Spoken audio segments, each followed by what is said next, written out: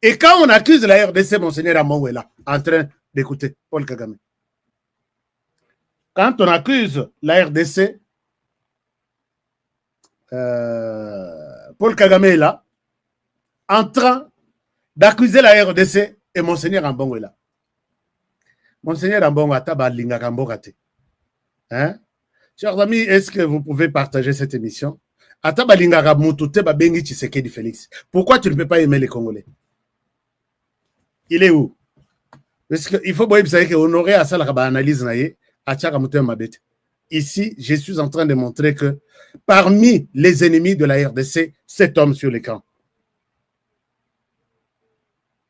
C'est quoi Bozoloba? Il y a une Olinga qui a salanine.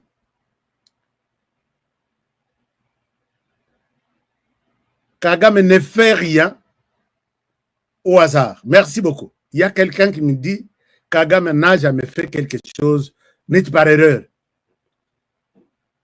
Et de quoi il est en train de faire. Et il a accusé la RDC avec les témoins, son témoin à côté. Alors, pendant ce temps, le président de la République n'a pas cessé de prendre la question Yagene Coste au sérieux. Il dit ceci. Honoré, cet homme n'est pas un Congolais. Il est qui? Cet homme n'est pas Congolais de sang, en force d'acheter tout le monde, même un chien, vous lui donnez la nationalité congolaise. Voilà les conséquences. Non, moi, je n'ai pas la possibilité, je ne suis pas, qui suis-je pour certifier qui est Congolais et qui ne l'est pas. Mais ici, il nous a donné l'impression, il nous a donné l'impression qu'il est Congolais. Mais un Congolais, choisir une date d'aujourd'hui pour sortir en public avec les bourreaux que nous dénonçons ici tous les jours, c'est une insulte. Ici, j'aimais les services de renseignement, les services de sécurité. Qui peut le faire? Sauf qui papa Simon Kimbangu, à Salé le Rwanda Kei. L'Église catholique ne devrait pas dire quelque chose. Sauf qui peut-être Moutoumoussous. Je pense qu'ici, nous allons voir la responsabilité. Il y a Anindala, merci beaucoup. Je vous vois aujourd'hui d'être là. Nous allons voir la responsabilité de nos services de sécurité si réellement ces services travaillent. Puisque Kagame doit avoir récupéré Monseigneur Ambongo Acheye Pembeni, Tosolola, en RDC. Fais-nous ça. Bissopen en retour, ça. Moi, Kagame, je ne suis pas seul. Je suis avec la communauté internationale que toi, tu représentes en RDC. Ensemble, nous nous sommes dit, fais ça. Soko Zongi, banda discours, il y a élection et il faut y banda. Non, on a retouché la constitution. Tu sais que tu as mauvais. Et puis, oui, écoute, tu as dénoncé. Yo, Kagame, tu viens en retard. Ambongo, protéger biso wapi namboka nini? Et dans quelles circonstances? Aux amants namboka, quel jour on peut défendre biso? Jour où il y a Génocosto, Tshisekedi ne fera pas longtemps au pouvoir en Ndenge Kagame Asali. Kagame change de constitution, Kagame organise des élections et en Ndenge Naye, tu n'as jamais dit un mot. Les rakozonga dialogue, mais Moutouake peut savoir orientation et dialogue. Vous bokanisi que Basololi Ndengo na makambo église, neti Ndengo Basololi boye, de la na laksabi. Et puis Kagame a tikiye kakaro zonga. Non. Ils ont parlé des choses. Ils ont parlé du dialogue, du pacte social. Ils ont parlé du pacte social. Ils ont parlé des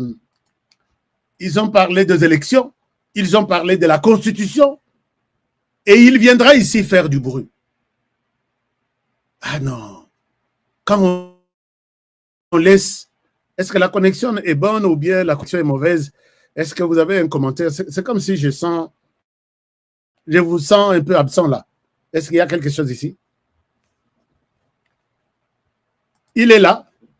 Donc, Kagame a organisé des réunions. Il y a Ndenge na Ndenge, il y a Boutou, il y a Moi, il y a tout ça. Monseigneur Cardinal Ambongo témoin. Et qu'est-ce qu'il a dit au cardinal pour les comptes de la RDC? Alors, cardinal, la personne là qu'on appelle Paul Kagame, c'est un tueur. S'il voit que Asale Lio Moussala, tout, et s'il a à partir et pas na yon alimenté. Et comment que non, c'est Tshisekedi qui m'a fait ça. Avec ces histoires ici, est-ce que, monsieur le président de la République, vous pensez à ces fameux dialogues ou pactes sociaux qui nous tordent, ils nous tordent les oreilles chaque jour ici. Dialogue, pacte social. Martin Fayoulou qui va payer. Martin Fayoulou n'a que dit 3 fois. N'est-ce maman Marie alors. Yom toujours soutenir le pacte social. Au moins, le pacte social, place les autres organisés. Les Rakozongawa, mais ceux qui monseigneur Ambongo, ceux qui ont makasi. Hein? Ceux qui ont makasi. Bengisa marche contre Tshisekedi, total ayo. L'église catholique est amounene. Vous êtes contre le pacte social. Il est même contre notre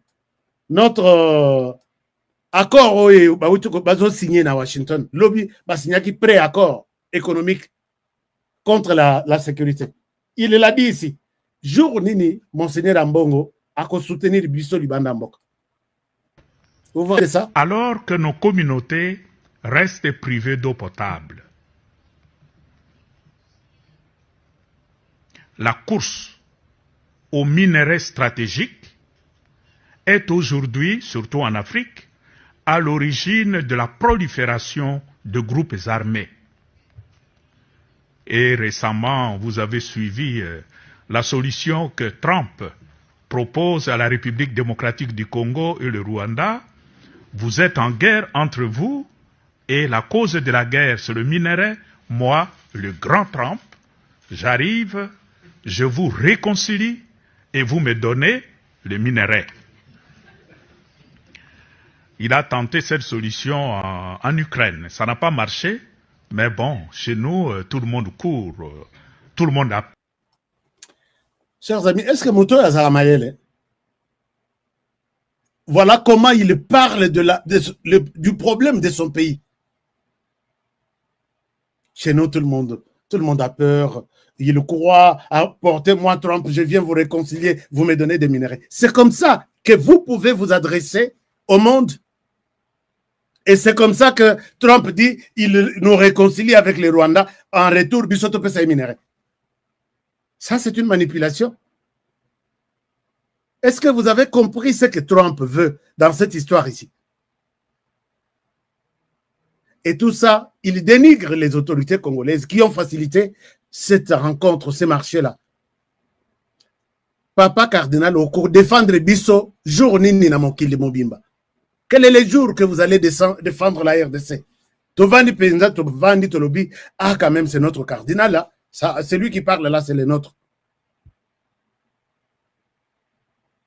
Et on vous attend à Kinshasa, au dénigré RDC Boye, au Kéi Kanga photo, pour préparer l'activité, puisque Monseigneur Ambongo, c'est l'envoyé de l'Occident à Kinshasa. L'Occident qui n'a jamais accepté que la RDC soit libre. Babanda depuis Genève, tous les miniers derrière l'église catholique. Oh non, tu repères ça, smartphone. Katumbi parle de smartphone 40 000, l'église catholique parle de smartphone 40 000, tout le monde a place smartphone. Nous sommes pour embrouiller la situation. Église catholique, toi tu es là, tu embrouilles les terrains sur place.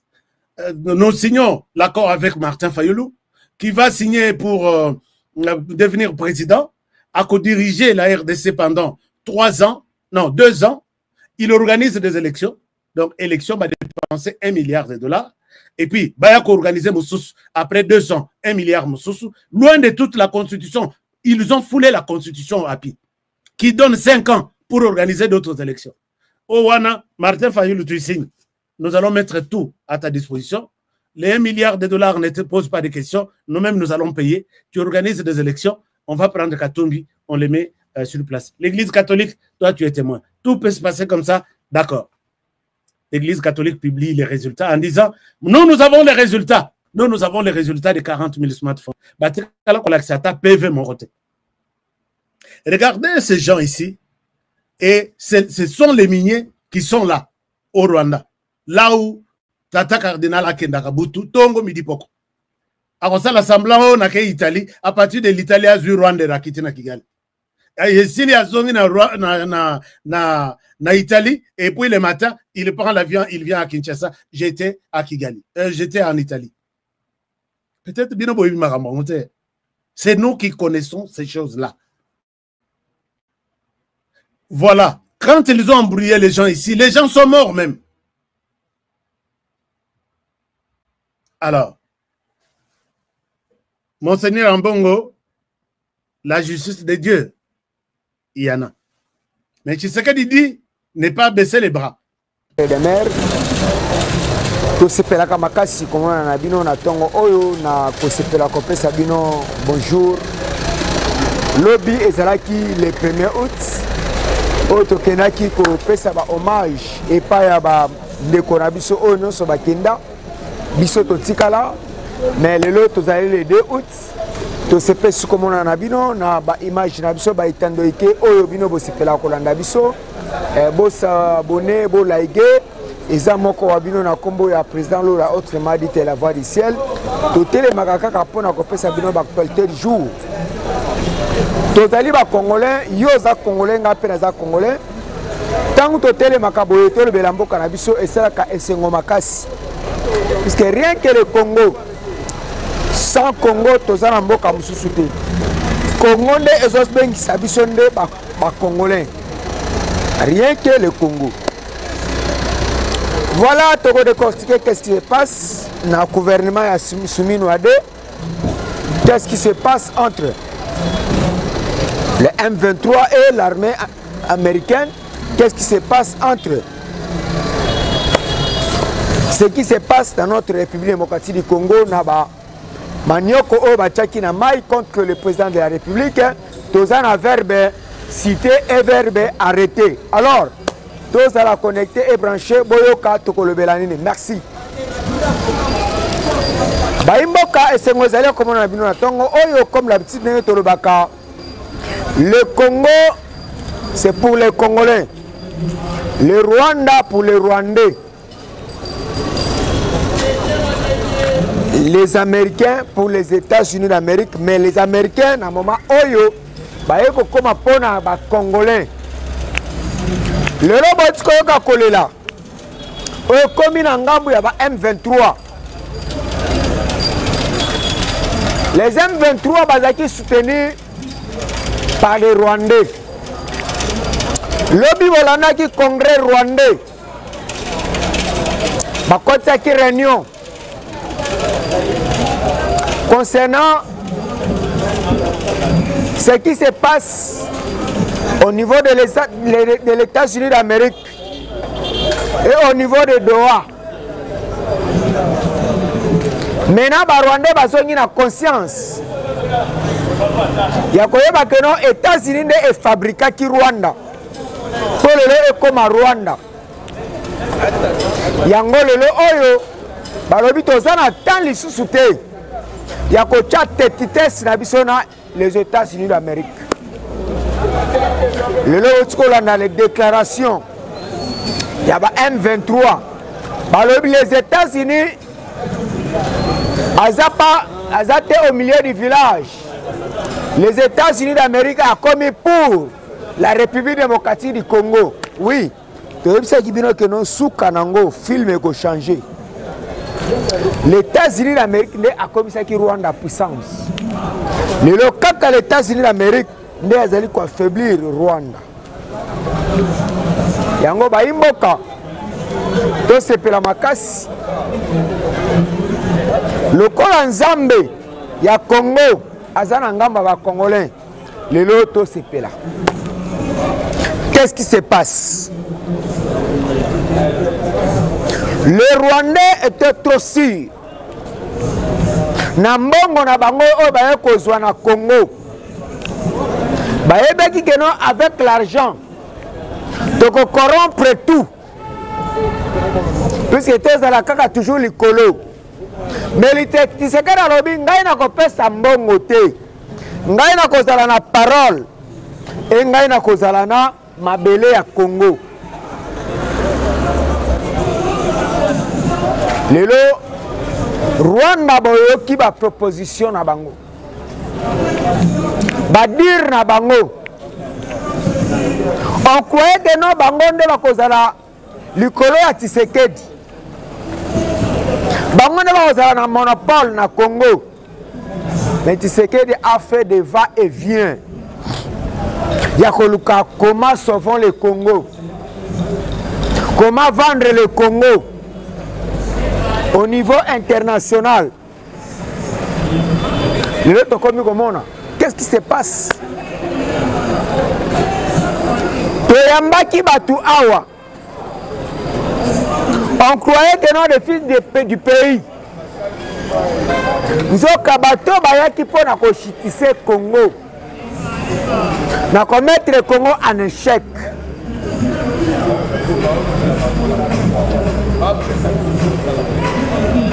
Mais le oyo to komi esika nini na batu wana. Kaka bato to yambaki. Kaka bato ba mibengaki ba Congolais. Le contraire.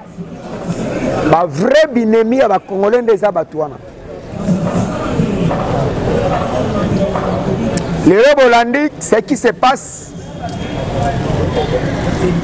Ba premier binemi à Congo, boyebi bango. Entre autres, numéro 1, ba Congolais. Ceux qui vont connaître que non l'église catholique. Et la église au milieu du village. Bomiko Saka. Église catholique et la église au milieu de rébellion.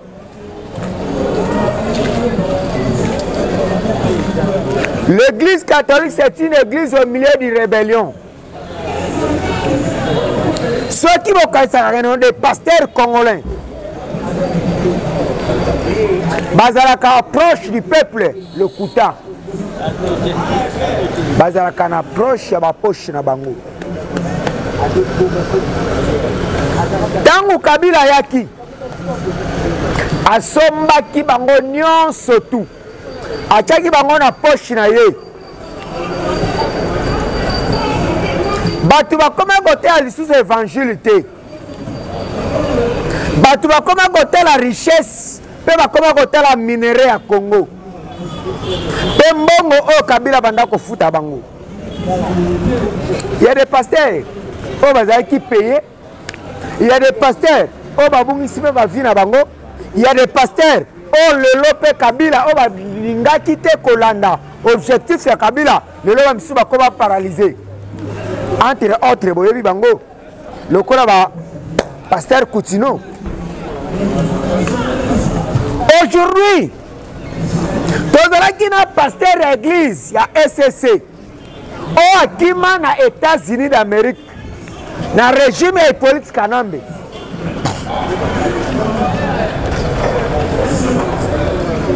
Puisque balobaki vérité. Mais le loka Kanambe wana. Ba oba tikelaki lokola basenga lelo bazana poche nane ya Kabila en complicité avec les peintres catholiques pour na ko masquer ba Congolais bazui longi yankoi ba bombi bazui poso ya meme ba lati ba yebsi bino que non nous sommes au milieu du village menzo kate parmi bateau. Bazo mettre Congo en échec, bango baza premier. Alors, Banamboka, to s'entendre pas bateau te. To s'entendre et pas bateau te sont des traîtres numéro 1. Yamboka oui. Le lot de la gouvernement soumis à deux. Puisque lui-même, le chef de l'État, a dit que non, soumis nous à deux. Et ça, on appelle ça qui au revoir.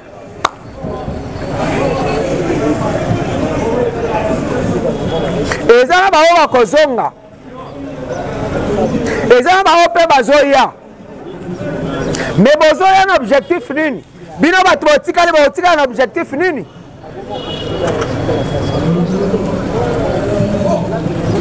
Lelo Banamboka. Oh, c'est passé na kati ya mboka na biso. Moi-même, exemple typique, dans la commune de Massina, na quartier 3, na direction ya Boba, na avenue Mabwidi, na coin, avant-hier, ngai moko na moni. Des coups de balle. Et bien, c'est pas banane. Bateau bazana tenu en uniforme. Tozoro bakelelo bakuluna. Babongoli modalité. Bamona teno to bandako bunda en tenue civile. Cette fois-ci, photo l'alta tenue armée. Balati tenue en moka. Avant-hier, 3 gardes républicaines. Bokene na direction ya Boba. Na quoi ya Boba na Mabwidi. Jeune fille qui qu'on soit téléphone na cabine. Abima bango, abima boye. Les 3 hommes là, à l'uniforme, il y a garde républicaine. Babimeli, mais ça téléphone. Le coup la monnaie bango bazaki na en armée. Après si téléphone. Ba jeune bazaki mi pensi ba ko intervenir boy. Ba coup de balle bandi. Ba to ba panzani. Alors, tu veux ça me consia garde républicaine. Na niveau ya Massina. Tozomona uniforme ya la police. Bien sûr, bango pe baza na 4, mais bato baza na ba bavir ya makasi. Ils ont garde républicaine. To éviter tokoloba nini. Mais autres ça ngo posta koloba. Pour ko protéger la population, to ka koloba, ko informer bino. Bino moko ndebo za ba responsabilité nango. Crime union so ça ma mikolo na Massina. Tozomona garde républicaine, la police. Bien armé.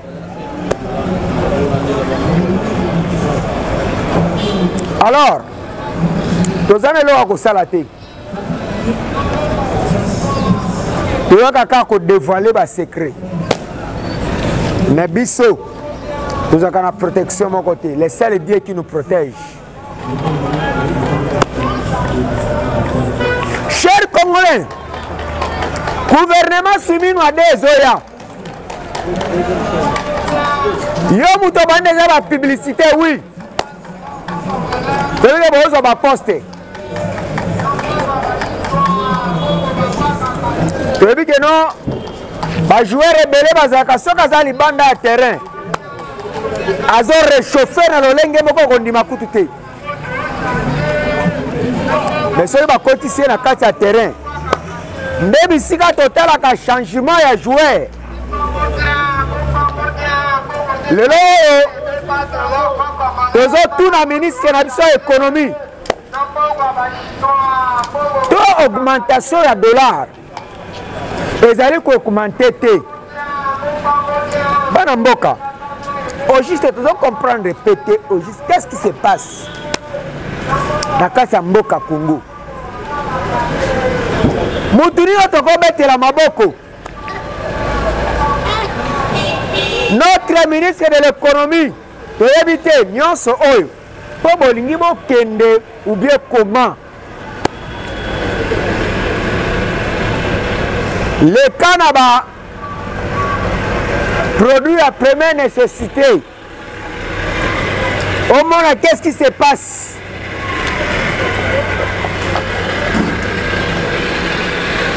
Carton au babenga soki mi Congo. Ezalaki 40 tout le monde a katangu to le kaka. Tout ça pour na investigation. Tout ça ka investigation. Tout le monde a qui a 42 000. Le loba pesi biso rapport comme 70 000. De 42 à 70 000. Bande konanga ba Congolais.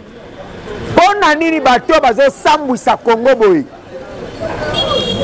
D'expatriés, soit disant les Indiens. eloko na promo na bamboka mususu lobi na Angola eloko bomisi e ba arrestation ebele na kati Angola likolo ya 100 kwanza 100 kwanza nde esali mobulu na Angola transport ezalaki na 200 kwanza bamatisi 300 kwanza batu bakufi na Angola ba marché il y avait des pillages mais biso eloko ya 42 000 francs carton ya soki mikongo soki nini ezalaki 42 000 francs mais ekomi 70 000 francs likolo babakisi combien? Mais nous avons le ministre de l'économie. Lobby ce qui va lobby qui a longwa akoluka kene koluka mort.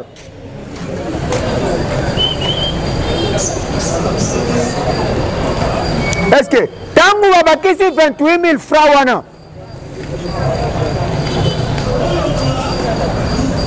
yo comme sika wana otuna bango ke no 28 000 francs wana emati par rapport à nini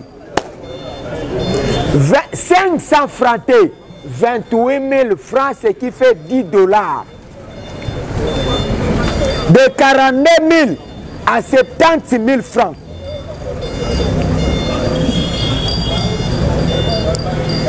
Pourquoi bon yo kola ba congolais boy?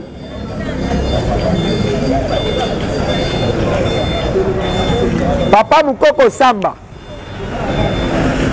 Excellence Mukoko Samba, ba Congolais ba sali nini? Na ba mboka msubi ba biloko lokola ba sigele oyo, ya ba vivre frais, eza moyenne zéro. Au juste Jésus ango na Bethléem ba sala ki avantir akufela ki na Congo be comment? Puisque eloko elongi na 42 000 ekoma tina 70 000 biti nango eza nini boloba ke bolongola bataxi nyonso tu mais bataxi elongwa biloko wana emataka pourquoi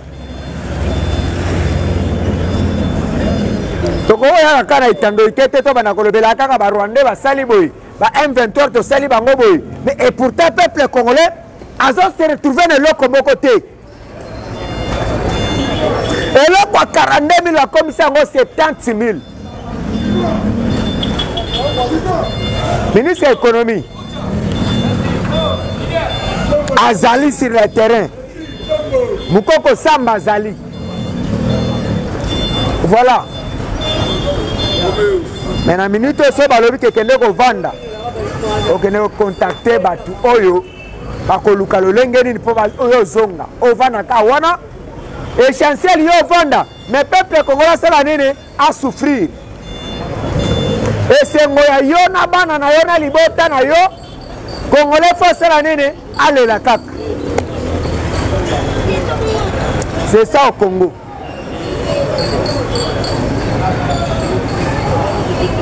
C'est ça qui se passe au Congo. Bana mboka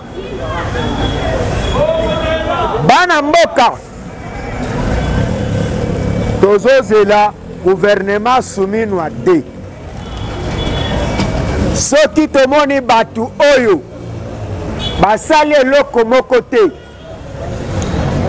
bazongi lisusu puisque tozalaki toza na Congo oyo asali eloko te lobi bamatisi boye ce qui était l'économie lelo avant Mukoko Samba a remplacé ye lelo aza na Assemblée nationale président ya Assemblée nationale fallait badiminuer ye bamatisi ye.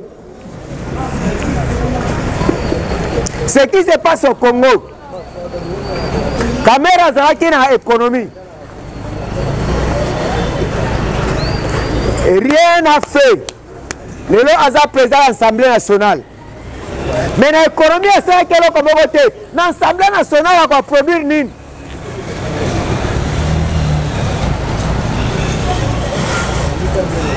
d'autres aza na Sama Lukonde premier ministre gouvernement ba warrior va promettre biso bakei lelo président de l'Assemblée nationale. Donc na Congo ko ça na le ko moko telo ba matisi au titre.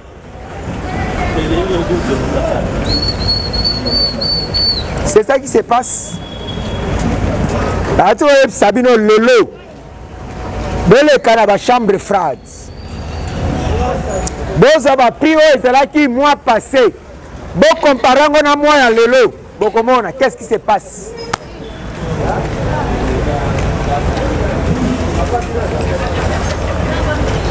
Ezamawa. Mais batongo bazolinga toujours bazalaka na kati ya gouvernement. Pour quel but? Bazana bato ba protégeaka bango. To bazana ba loge na bango bakota. Et protéger Kabango. C'est le peuple congolais souffrir. Les lames, les cananimaux, tête de ville. Bilo Congo, tesoro bakayango. Na Congo, salam abeba betela maboko. Mais soko salika bolam, yango lelo.